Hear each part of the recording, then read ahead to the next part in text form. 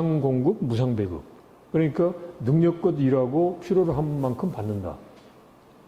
그거는 이상적으로는 가능하죠. 한두 번은 가능해. 내가 그냥 힘이 세니까 10개 정도 하고 내 부양가족이 없으니까 나는 하나만 가져. 근데 저 사람은 이제 힘이 약하니까 한 10개만 만들고 부양가족이 많으니까 100개 가져가. 한두 번은 가능하겠죠. 근데 조금 지나면 그게 반복적으로 된다?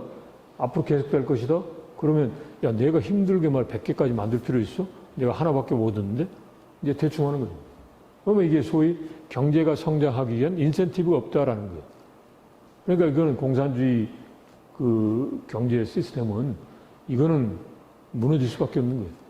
그래서 1917년에 소위 러시아에서의 그런 그 공산주의 혁명이 일어나고 80년대 말에 이제 무너졌잖아요. 정치 체제는 유지됐지만 이제 경제 체제는 무너졌고 이제 다 시장 경제로 변화했고 이제 일부 저쪽 동구 유럽 같은 경우는 정치 체제도 이제 변화가 있었던 거죠. 이런 차이는. 그래서 여하튼 이제 북한도 이렇게 갈 수밖에 없고 이제 그런 그 소위 임계점에 이제 다다라 있다라는 거예요. 실제로 이제 북한이 개방을 시도를 해요. 그러니까 84년에 합병법을 만들고 이제 그 다음에 이제 소위 낮은 선봉, 그 다음에 신의주 특구하고 북한도 지금 25개의 경제개발구를 지정해서 운영을 하고 있어요. 근데 그게 안 되는 이유가 뭐냐? 북한은 아직도 개방하는 것을 이제 유익하게 생각하는 게 아니라 해충으로 생각해요. 그러니까 모기장식 개혁개방이라고 들어봤잖아요. 왜 모기장식이 되는 거예요? 그 말은 뭐야? 모기라는 게 해충이니까 그걸 막기 위한 거예요. 그러니까 개방을 해야 되겠는데 들어오는 게 자기 체제에 위험스러운 거니까 모기야. 유익한 벌레가 아니라 해로운 벌레라고 생각하니까 안 되는 거예요, 지금까지도. 이걸 이제 바꿔줘야 되는데. 네? 그게 이제 중국이나 베트남, 특히 베트남은 개방이 해로운 게 아니라 유익한 것이다 라고 하는 거예요. 뭐 이런 말 하죠. 뭐 남북한이 이렇게 대치되고 있는 상황에서 과연 북한이 뭐 베트남처럼 전면적으로 개방할 수는 없는 거 아니냐. 오케이, 좋다는 거예요. 그러면 중국식의 제한된 특구 개발은 가능하다라는 거죠. 근데 그게 인식의 전환이지만 지금 현재 코로나나 그 다음에 북한이 핵을 개발해서 대북 제재가 되면서 자연스럽게 지금 느끼고 있는 거예요. 자기들이 자력갱생으로도 해보려고 했지만 안 되는 걸 지금 느끼고 있는 거예요. 그럼 결국은 이제 선택은 이제 개방으로 갈 수밖에 없다라는 거죠. 근데 이제 다만 아쉽게도 개방의 걸림돌이 대북 제재고 그렇게 하려면 북한이 비핵화의 길로 나와야 된다. 지금 아직 북한이 비핵화의 길로 안 나오고 있기 때문에 지금 상황이에요. 그래서 이거는 이제 비핵화의 길로 나오도록 하는 하나의 이제 진통의 단계다라고 이제 볼 수가 있는 거겠죠. 그래서 이제 이런 상황에서 비핵화가 이제 잘 이루어지도록 해야 될 거고 지금 정부는 그리고 국제사회가 비핵화에만 올인하는 게 아니라 비핵화가 이게 하루아침에 될 것이다라고는 아닌 거죠. 비핵화의 트랙으로 가면서 멀티 트랙으로 가자는 거니까 이제 북한이 충분하게 이제 올 수 있지 않는가라는 거죠. 그 다음에 또 하나는 아까 마청 논리에서 얼핏 말씀드렸지만 지금까지 우리가 하면 그냥 북한 싸우면 돼. 근데 그게 아니에요. 북한이 스스로가 선택을 해서 결정을 해야 된단 말이죠. 아무리 좋은 거라도 우리가 대신해 줄 수가 없어요. 그러면 이제 북한이 이제 스스로가 그냥 뭐 변화할 수도 있겠지만 그걸 이제 변화하도록 자꾸 환경을 만들어야 되겠죠.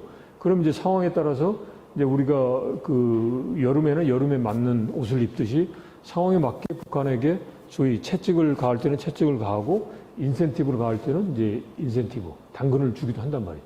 그게 이제 적절하게 이제 상황에 맞게 해야 돼. 근데 무슨 상황이든 간에 무조건 다 채찍으로 하자 그것도 문제고 무조건 당근만 주자 이것도 문제란 말이에요.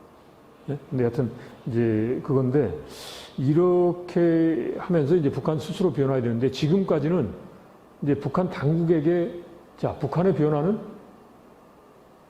당국과 북한 주민이 있단 말이죠. 근데 지금까지는 북한 당국에만 우리가 치중해 왔어요. 근데 북한 당국은 저는 100% 그 장담컨대 결코 끝까지 안 해요. 동독 당국자들 이야기 들어보면 통일된 이후에도 괜히 통일했다라는 거예요. 왜 그러면 통일했습니까? 결국은 북한 그때는 동독 주민들이 이제 서독에 편입하고 통일하자라고 해서 그렇게 할 수밖에 없었다라는 거지. 동독 당국자들이 통일하자 안 했어요. 실제로 이제 여러 가지 보면 뭐 누구라고 말할 수 없지만 그분은 그러더라고요. 이제 6시까지죠. 네, 알겠어요. 동독 시절보다도 통일되고 나니까 뭐 연금액이 줄었다. 괜히 통일했다. 약간 이제 조구식으로 이야기하더라고요. 그러니까 이제 그 사람들은 기득권이 있는 거예요. 근데 동독 주민들은 기득권이 없으니까 이게 정말 그 서독의 그런 체제에 편입돼서 좀 잘 살아보겠다라는 거예요. 그러니까 북한도 마찬가지예요. 북한 당국이 변화할 것이다. 실제로 김정은도 초기에는 개방 기조를 보였잖아요. 근데 지금은 막 더 강한 강대강 입장을 가고 있잖아요. 그러면 이제 결국 북한 당국에 너무 이렇게 올인하는 것보다는 북한 당국을 변화시키기 위한 노력은 해야죠. 그렇지만 이제 그것보다도 북한 주민들이 이제 변화할 수 있도록 하는 그런 노력을 좀 더 집중할 필요가 있지 않느냐 싶어요. 그러니까 북한 주민들이 이제 혹자는 이런 이야기예요. 북한에 무슨 민간이 있고 뭐 북한 주민이 있어. 다들 그 북한 당국이 통제하지. 아니에요. 통제를 당하지만 그래도 그 사람들은 주민들이 있고 민간이 있는 거예요. 북한에서 엘리트층인 사람들은 노동당원들이고 그건 300만이에요. 나머지 2,700만 중에서 300만을 뺀 2,400만은 이제 동요계층, 적대계층 해가지고 이러면 지배받고 있는 사람들. 이 사람들은 여기에 나온 것처럼 젊어서 요즘 뭐 이제 통제를 받지만 자기 나이 또래의 젊은이들이 어떻게 사는지 안단 말이에요. 그렇게 살고 싶어 해. 그러니까 지금 북한에서 대학교 갈 때 입시 시험 과목 중 하나가 영어예요, 영어. 그리고 기본적으로 영어를 통해서 이제 외화벌이하고 밖에 나가서 하는 게 좋다는 거예요. 그만큼 개방되고 풍요롭게 살고자 하는 이제 사람들의 욕망이 있는 거예요. 그 욕망이 이제 북한 당국을 처음에는 정책 변화를 요구하고 그 다음에 지나면 이제 정책 변화가 아니라 이제 체제 변화까지도 이제 올 수 있겠죠. 동독이 했던 것처럼. 그런 식의 이제 그런 이제 접근 노력이 필요하겠다 싶습니다. 그래서 이런 상황에서 이제 현실적인 접근은 이거 같아요. 그러니까 북한의 도발에는 확고히 없애야 된다. 이 말이죠. 그러니까 지금은 북한이 막 강대강으로 하면서 막 힘으로 몰아붙여요. 그럼 여기에서 야, 그러지 말고 우리 뭐 군축을 하자? 안 되잖아요. 그리고 그냥 뭐 마치 이제 북한에 그 우리한테 좀 그 대결적으로 이제 그게 하지 않도록 뭐 군사훈련도 하지 말고 뭐 이렇게 하자? 그거는 마치 뭐냐면 북한이 핵무기를 개발하지 않고 그런 상황이라면 말로만 막 그 위협하는 상황이라면 가능해. 그러니까 우리가 충분하게 이제 제압을 할 수 있고. 근데 지금은 북한이 핵무기를 가지고 있다? 쓸 가능성이 낮은 거지 없는 게 아니에요. 그리고 우리가 실제로 그 힘센 사람은 꼭 쓰지 않더라도 그 위세를 가지고 제압을 하잖아. 이런 상황에서 우리는 핵무기도 안 가지고 있고 힘도 이제 사실상 이제 약한 상황에서 북한한테 그냥 우리는 그냥 전쟁할 거 아니야. 평화롭게 할 거니까 너무 그렇게 하지 마. 이거는 말이 안 된다는 거예요. 그러니까 확고하게 억제를 해야 된다.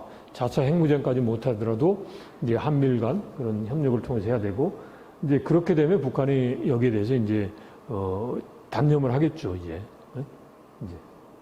이제 하나에는 이제 그 판문점에 도끼 만행 사건이 있었어요.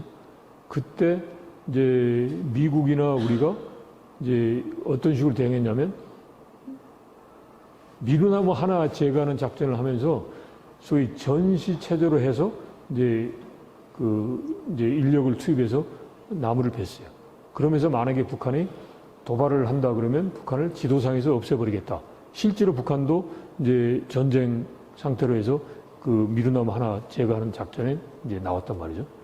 그런데 결과는 어떻게 됐냐. 그때 이제 우리 특전사 요원들이 이제 판문점에 있는 북한군 초소 한 3개인가 4개를 그냥 아주 초토화시켰어요. 근데 총 들고 있는 북한군들이 거기에 아무 반응을 안 했어요. 그만큼 한미 간의 힘이 이제 아주 절대적으로 이렇게 강할 때는 북한이 그걸 못한단 말이에요. 그리고 그 다음날 김일성이 유엔사 군정위를 통해서 이제 미군 이제 장교 2명 죽은 게 대해서 이제